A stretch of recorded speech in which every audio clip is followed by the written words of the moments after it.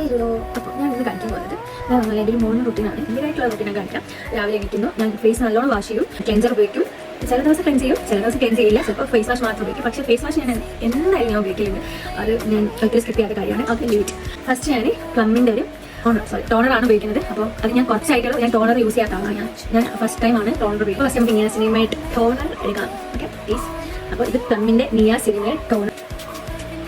Okay, അപ്പോൾ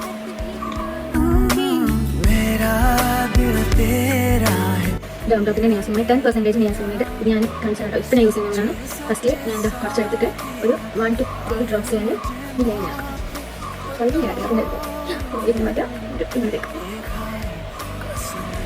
പിന്നെ last ഞാൻ മോയ്സ്ചറൈസർ ഉപയോഗിക്കുന്നത് പോൺസിൻ്റെ ആണ്.